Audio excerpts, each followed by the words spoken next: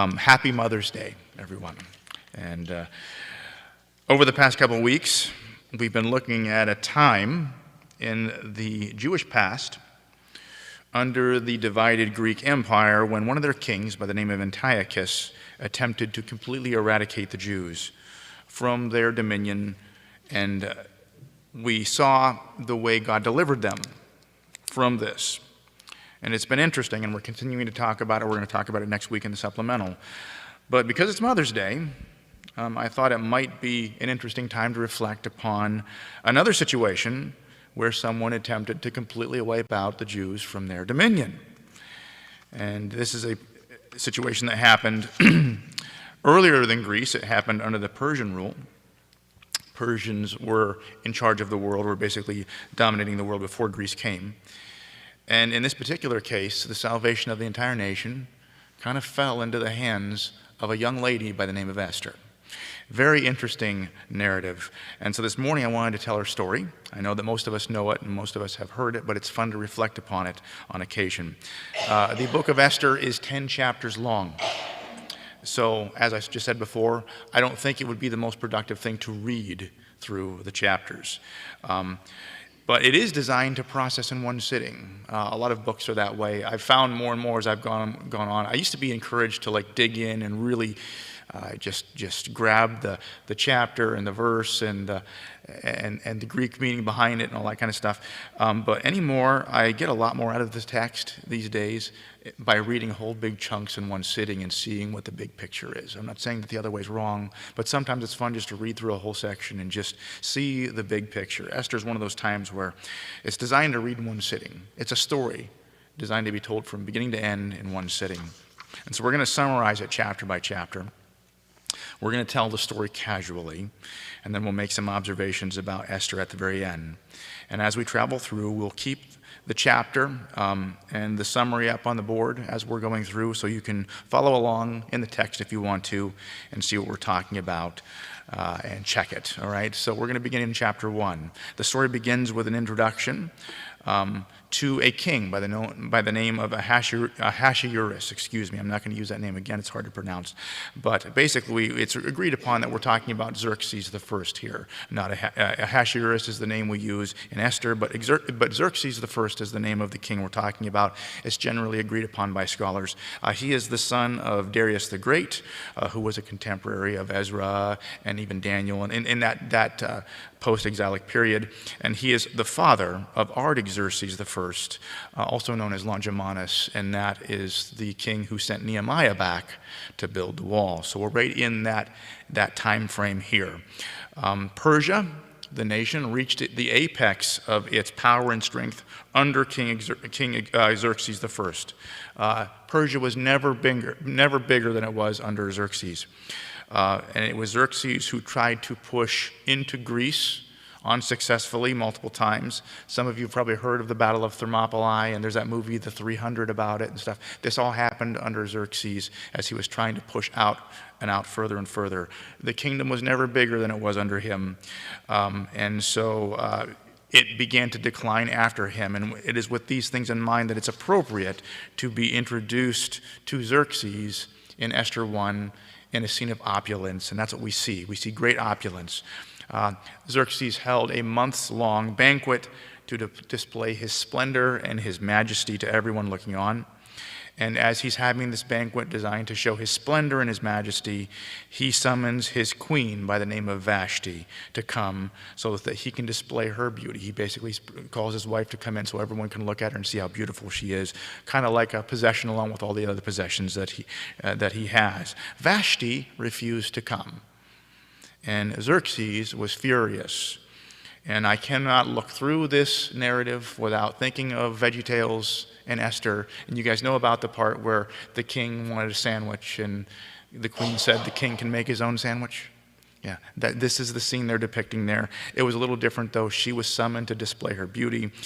She refused. Xerxes was furious. And in his anger, he consulted with his advisors on what to do. And his advisors said, hey, this isn't just about you and her.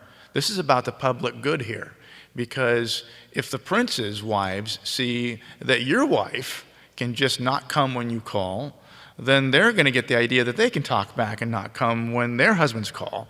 And so we need to send a message here. We need to send the message that when we call, you come. And so I know this is a long time ago, so we're not endorsing any of these things, okay? We're just telling a story here. But they basically put a decree out. He advised a decree basically banishing her and putting her out as queen because she was not respecting her husband. And the idea was for the other women in the land to see and to learn to respect their husbands more. So Xerxes did this. Vashti was banished. And so in chapter 2, we find Xerxes without a queen.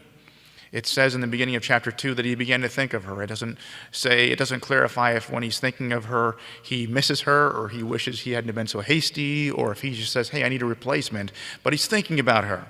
And he begins to consult with his advisors about a replacement queen. And he's advised to seek out beautiful virgins from all of his dominion and land, and for them to be all given a time of intense beautification and cosmetic treatment. And then he can spend time with each one of them, and he can choose from among them which one he wants to replace Vashti. And so a decree was sent out, and they started gathering beautiful young women for this process. And it's at this time in chapter 2 that we're introduced to Mordecai and Esther, who is his niece. They lived in Susa, which is the capital near the king's palace. They're sending all over the dominion for these women, but Esther was right there in the same city with the king. The text does say that Esther was Mordecai's niece. That is to say, she was orphaned. We don't know why or how, but she was orphaned, and she was raised by Mordecai as his own daughter. The text also says that she was very beautiful, and the idea is that she fit the description of what the king was looking for. And so in response to the king's decree, Esther was taken to the palace to be prepared for the king along with other women. And what the text does not overly communicate is compulsion. Sometimes we read this text and we get the impression that she was forced to do this. The text could say that, but it doesn't necessarily say that at all. And in fact, many people believe that isn't the case at all. They believe it's more likely that Esther, under Mordecai's guidance, threw her hat in the ring for this open queen slot. That's very possible that's what happened here. Whatever the case may be, when Esther arrived at the palace, she quickly found favor with Haggai, who was the eunuch over the king's harem. And he saw her, and he really liked her. And he was basically rooting for her, and so he gave her special treatment above even the other women that were preparing. He just really spent a lot of time with her. He was rooting for her. He had her back. He really liked this one. And the text also says at that time that she hid her Jewish heritage. Mordecai encouraged her to keep it quiet that she was a Jew, and she did. She listened to him.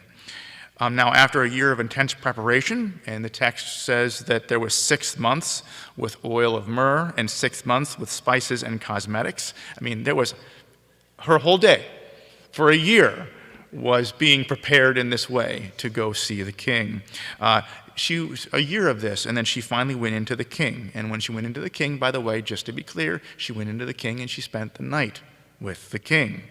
That's what all the women did when they went to see him. And they all spent the night with him and to see who pleased him the most. One of them was chosen. What happened to the rest of them? Well, the rest of them became concubines and became part of his harem, basically to live out their lives in widowhood or whatever. They were under the king's protection, under his provision. It wasn't that it was a terrible life, but it was kind of like if they didn't get picked, they were basically going to be in his harem, and that was just the end of it for them. That's why we know that it couldn't have been an astronomical amount of women that did this. Josephus suggests that it was 400 women that were part of this, but we don't know where he got that information from, but that's the closest estimate we have. Regardless, whatever the case may be, Esther had her opportunity. It says that she listened very carefully to the advice Haggai gave her. She went into the king, and she was chosen by the king. The search was off after she went in, and Esther became queen of all of Persia. And the text makes a note at this point that during this period, probably the period after she became queen, because there was a little bit of an interval of time, that Mordecai, who was at the gate, just doing business in the land, heard of a plot against King Xerxes. And he communicated this plot against the king through Esther, who was in a position to be able to, she was in the king's palace, so she was able to get that information through. And because of this, the plot was discovered. They investigated it, found it was true, and it was stopped. And it was stopped because Mordecai sent this warning through Esther. The note is made, the text moves on into chapter 3, and it's in chapter 3 that we are introduced to this man by the name of Haman, okay? Haman was promoted sometime after Esther was made queen, and he was promoted to be right hand of the king. And because he was right hand of the king, everyone was commanded to bow to this man. But Mordecai refused to bow. And the reason that he refused to bow to Mordecai, the reason that he gave is that he's a Jew.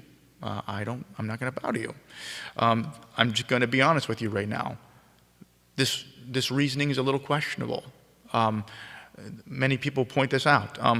It isn't unprecedented for Jews throughout Scripture to pay proper homage to their rulers when they're called upon to do it. So we're not 100% sure what was going on here and why he refused to bow to Haman. It's also unthinkable that later on when Mordecai becomes right hand in his place that he never bowed to Xerxes. And so it's really hard to understand what's going on here, why he chose to do this. Some people feel that it's because of the fact that he was an Agagite, if I pronounce it correctly. Agag probably is referring to an Amalekite king back in 1 Samuel who was a bitter enemy of Israel, and there may have been something more along that line that fed into this resentment. But Mordecai refused to bow to this guy.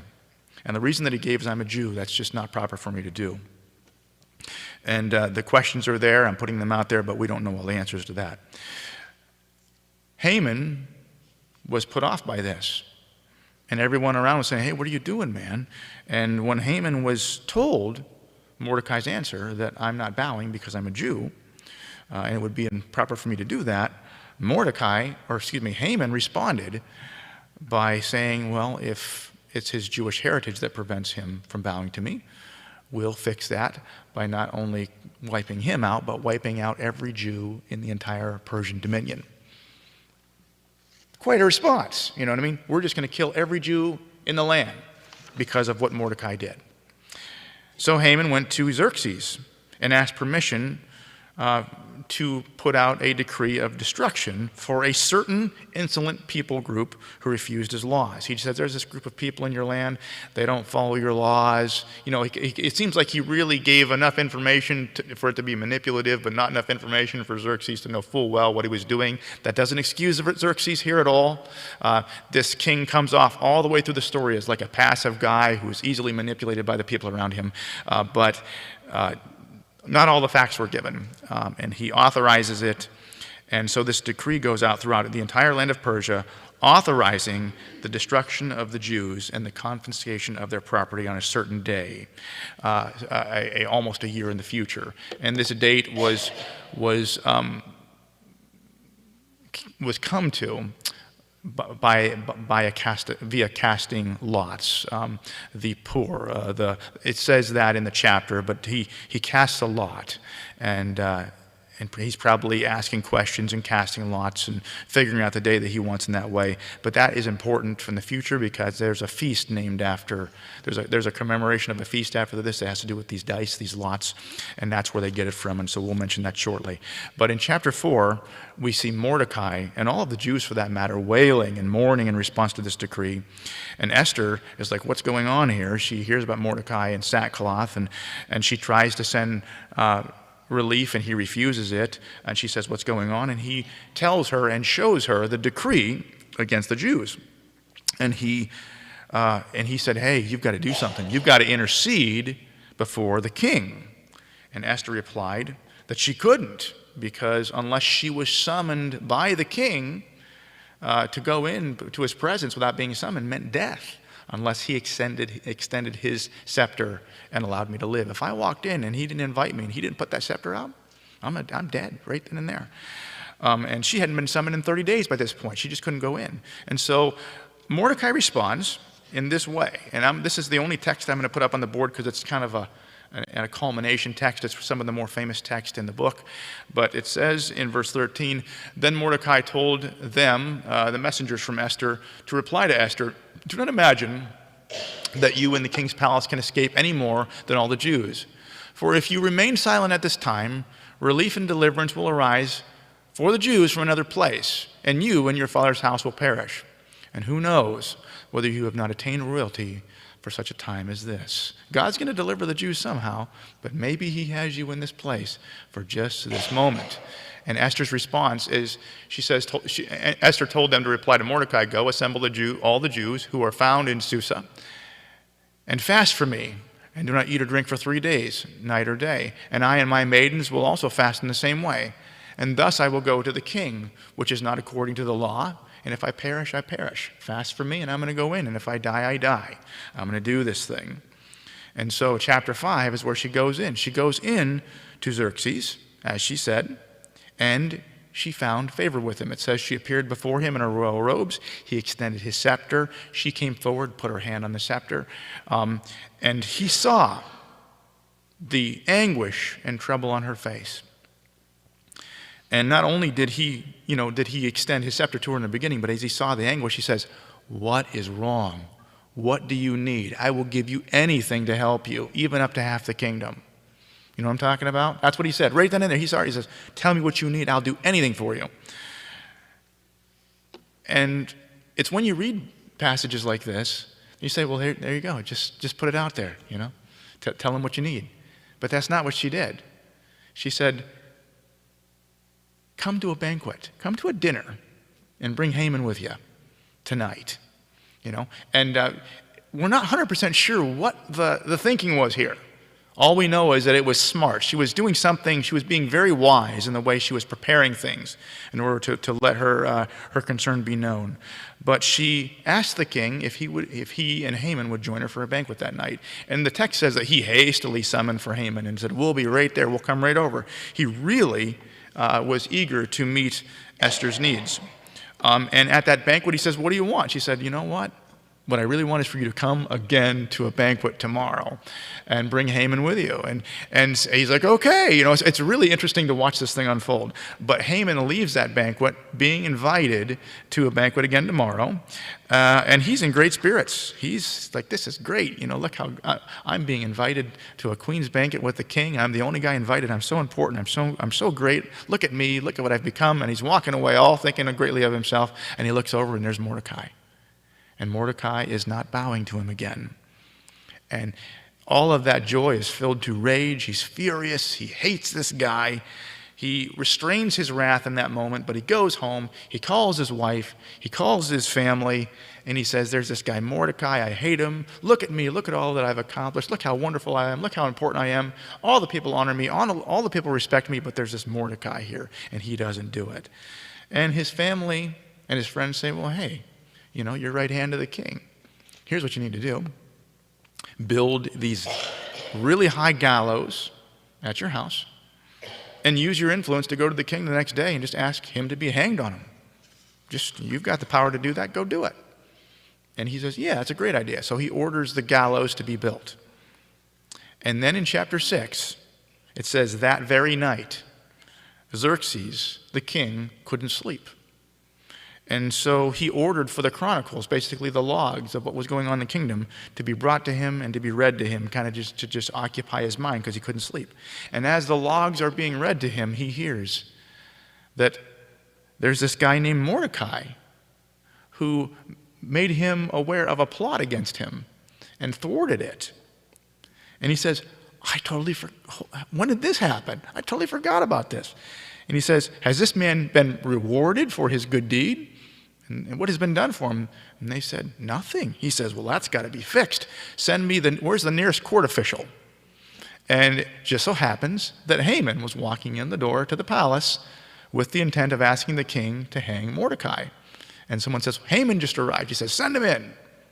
And so Haman comes in, and Xerxes says, "Hey, I need some advice from you." He says, "There's this guy I want to honor. And I'm not sure what the best way to really just publicly honor this guy for how great he is. And Haman says to himself, well, he must be talking about me. This guy is so arrogant that he's just in his own delusion world, and clearly he's talking about me because of how wonderful I am. And so he starts going into all this detail about, having one of the king's highest servants parade him through the city on one of his royal steeds in a royal robe, and proclaiming, this is what is done to a man that the king wants to honor. It was this really incredible display. And the king listens and goes, that is a fantastic idea. Outstanding job, Haman. Here's what I want you to do. I want you to get Mordecai, and I want you to do that to him. Can you just imagine, the scene? And so that's exactly what happened. Haman went out and did this very thing. He came in to have him killed because he hated his guts, and he ended up parading him through the city, proclaiming, this is a man the king wants to honor. And so Mordecai went back after it was all done. Haman went to his house. He was bitter. He was mourning. He was miserable. And it was at that moment that he told his family what happened, and his family said, what's going on here? They said, there is something more to this than meets the eye. They said, you should not resist Mordecai anymore. There's clearly divine protection behind him. Further attempts to resist this man are going to be fatal to you. You need to back off. And so just as he receives this warning, it says that he is hurried, that messages are sent for him, and he's called back for the second banquet. So he shows up at the second banquet. And it's at that second banquet in chapter 7 that they eat and they drink again. And the king says, what is it that you need? What can we do for you? And she proceeds to beg the king for the salvation of her people who were being slotted to be destroyed. And Xerxes says, who on earth would do such a thing? What in the world are you even talking about? Who would dare to do this? And she said, Haman. This guy right here, this wicked Haman, has plotted against my people. And Xerxes flew into a rage when he heard this. He stood up at the table, and he was so angry that he stormed out of the room that he was in, went to the palace gardens just to kind of cool off a little bit. It's because he just needed a moment to think. Haman realized that he was in big, big trouble. And so he stayed behind. He didn't follow the king out. He stayed with Esther. It's interesting when you realize that he saw Esther as the most powerful person in the situation, not Xerxes.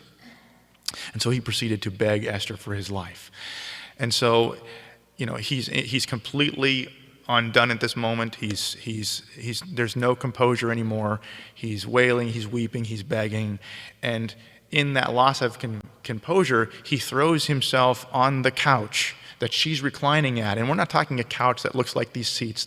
It's something you lay on your side, and the table's in front of you. And it doesn't say exactly what he did, but he threw himself on the couch she was reclining on in some way to beg for his life, in just a complete loss of composure and a last-ditch effort to beg for his life. And it's at that moment that Xerxes comes back in and finds him laid on or near Esther in some way. And of course, Haman was trying to beg for his life, but Xerxes saw it as him trying to assault his wife. And he says to himself, is this man even going to assault my wife in my own house? And at that moment, it says that they covered his face, which means that the attendants, the guards, whoever were there, went over and bound him for execution right then and there. Basically, he said, kill this man. And so they bound him up, they covered his face, he was bound up for execution. And this all happened so fast that they purposed to kill him, but they're like, how do you want to do it? It was kind of, okay, now what?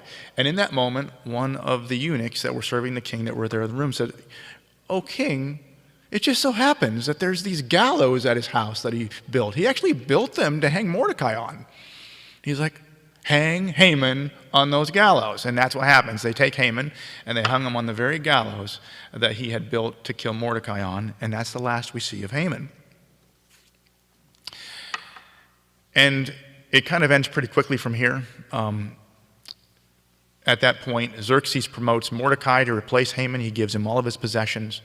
And it says that the queen went back in to Xerxes again, unannounced, and received the scepter from him again, and she begged him again, because the decree that had went out to destroy all of the Jews was still in force. She's like, do something about this. Haman's gone, but there's still this decree. And he says, I can't revoke it. That's not the way it works here. It's done. But instead, he took his signet ring off, gave it to Mordecai, and said, go ahead and authorize your people to prepare and defend themselves against this attack that Haman put into play. And that's exactly what happened. And because of the way things went down and the favor that was going towards the Jews and just the awe of God that people were seeing, the Jews people began to be sympathetic to the Jews. And the attack that really came to naught. The Jews prevail against their enemies. And Queen Esther institutes the Feast of Purim to commemorate God's deliverance from Haman's plot. And that's what I mean. They call it that because of the dice that were used to select the day to begin with. And this is a feast that is still celebrated today, just like Hanukkah is celebrated today of the purification after Antiochus' desecration. The text also says that Mordecai continues and prospers to be the right hand of Xerxes, and that's where the text ends. And so we see Esther instrumental, Mordecai as well, but Esther instrumental in delivering her people from destruction and like a mass extinction event. And so there's just some things about Esther to observe here as we think about Mother's Day, just in general, and just think about godly character. It's interesting. Because I pointed some of these things out to you before, but they're there. What I want you to see here is that Esther was not a perfect person. All right.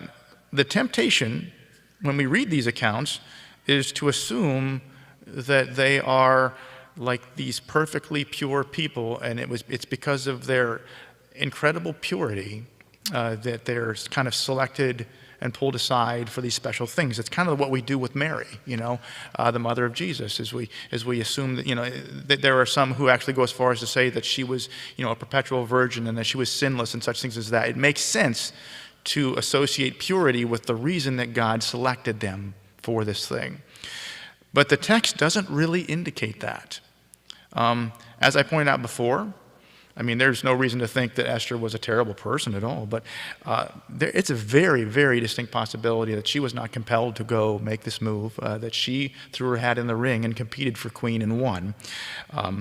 And if she had, she was volunteering for intermarriage with a pagan king, which was not a very that's sketchy in and of itself. So there's sketchy things. There's potentially sketchy things going on here. And all of that in mind, that's kind of what's happening with Mordecai as well. You're like, what in the world's going on here? Here's a man who would not bow to Haman, but if what we're seeing here is true, he was willing to encourage Esther to pursue this intermarriage. So there's just, the perfect moral purity isn't there. Things are, there's ambiguity there, and it's hard to understand.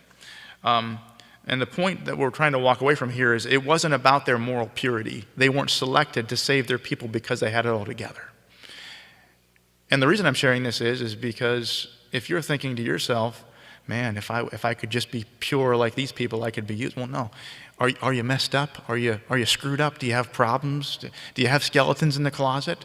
Join the crowd. That does not negate you being used by God in powerful ways. That isn't the reason they were chosen. That isn't the reason God put them in the places that they were. In fact, God seems to have just moved within what was happening in some very, very neat ways.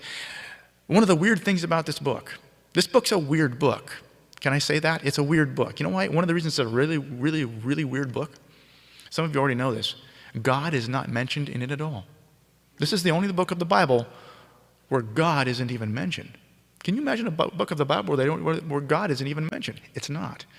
But it's very skillful for that reason.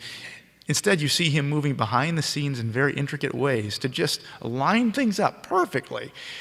Just as the king is reading about Mordecai, Haman walks in the room, and it's so amazing the way this stuff unfolds. You can see God's hand moving behind the scenes the entire time. That's the whole point that this book is trying to convey.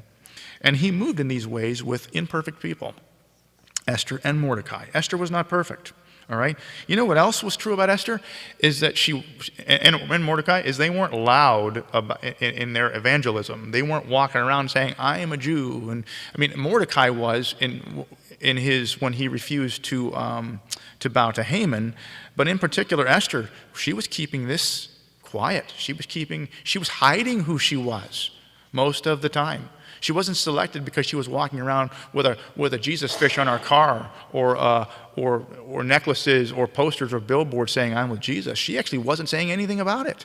That isn't why she was selected. All right? And that's what I'm trying to say as well, is it isn't about moral purity, and it isn't about being loud and obnoxious. I'm not saying sharing your faith is loud and obnoxious. I'm just saying that isn't the kind of stuff that really matters here. She was used where she was. God just selected her because he had something he wanted to do. There were other things about her that were fascinating, though. She wasn't perfect, but she had some real qualities, and one of them was that she heeded the wise counsel of the people around her. It seems to me, we see this happening in this book several times, that when wise people in her life told her things, she was able to recognize that what they were telling her was smart, and she had the good sense to listen. Mordecai said, don't tell them you're a Jew. And she listened to him. She heeded his advice. The text says very clearly that she heeded his advice. But also, something that gets glazed over in chapter 2, Haggai, that eunuch that was over the harem, gave her lots of advice about how to succeed. And it says that she listened very carefully to him. And unlike the other women that went in, she did exactly what he told her to do. And that's part of the reason that she was successful. And the point here is that she wasn't a perfect person, but she had the good sense to listen to the wise people in her life and respect them and pay attention to them when they told her to do things. Okay? Also, I should be praying for the coughing. Can we just get that out in the open now? Yes. Yes, get it all out. I've been doing it too. It's all right. I have like 2 cough drops left in my pocket if anyone needs them. It's okay. All right. This is a coughing-friendly church. All right. Anyway, she also had courage. She voiced her genuine concern. When they said, go to the king, she says, do you realize that I'm putting my life on the line? Some of you say, well, that sounds fearful. Well, it was just being honest. If I walk in there and he doesn't extend the scepter, I'm a dead person. And she went anyway. That's courage. By the way, courage, is not the absence of fear. It's the ability to go and do the right thing even though you're afraid. All right? Esther was afraid, and she went anyway. And she risked her own life to save her people. Now, she also bathed this thing in prayer. Don't miss it. She called on everyone to fast and pray before she went in for 3 days. And then she acted. And that's the important thing to realize here, is that she didn't just act and she didn't just pray. She prayed fervently and she took courageous action. And that's part of the reason why she was able to be so instrumental at this time. God put her in her place where she could be used. She recognized it and she acted. And that's another thing to remember. God has you where you are for a reason. Part of being like Esther is recognizing that you are where you are for a reason and acting courageously upon the opportunities that God puts in your life. Also, we see that she spoke wisely. She deployed her words wisely. Vashti is kind of, I can understand why she didn't want to go. You know, I read that, I get it. I totally fine. I understand the reason. But we get the impression that she just was disrespectful and she was unwise with the way that she deployed her words. And Esther's kind of in contrast, where she was very respectful and wise. She spoke into situations. She did. But she did so carefully and she did so wisely. She seemed to know when to speak and she seemed to know when to keep her mouth shut and to open her mouth in very smart ways. And I think that's what was going on with the banquet. Why didn't she just open her mouth and say, this is my concern, when the king asked to begin with? She seemed to understand the king, she seemed to understand the culture, she seemed to understand the way things worked, and she seemed to understand that she needed to set this thing up and deploy it at the right moment for it to be most effective. Very, very wise. We don't know all the nuances and details of that, but I can tell you that this is not a woman who just opened her mouth and just blabbed whatever was the first thing on her mind out her mouth all the time. This is a woman who kept her mouth shut and thought before she opened it. That is a quality, not just for a woman. That's a quality for everybody, by the way. That's a quality that I'm still working on, still trying to learn here. And for these reasons, Esther found favor with those around her. You know how many times it says that Esther found favor? Esther found favor with the eunuch. Esther found favor with the king.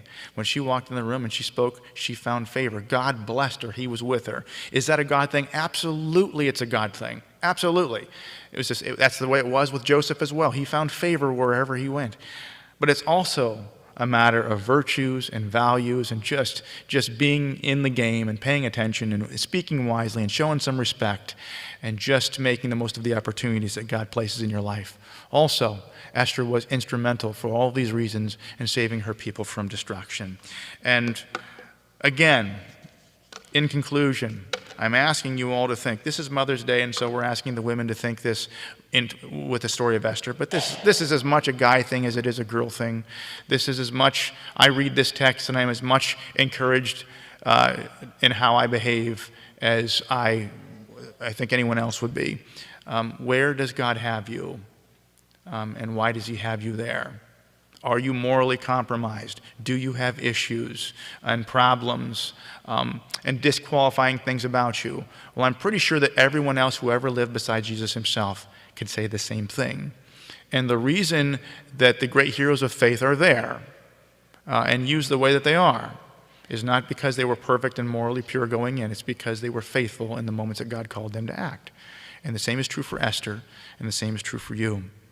And so where does God have you? And in what way can you use the situation that God has you in to advance his kingdom and respond to critical needs that are there right now? Esther had a need that involved saving her entire people. But not everything's going to be that way. Sometimes it's going to be very simple, very focused upon one person. All of those needs are part of advancing the kingdom of God as a whole. Will God help us? May God help us to see those things and to respond to them the way that Esther did. With that said, let's pray, shall we?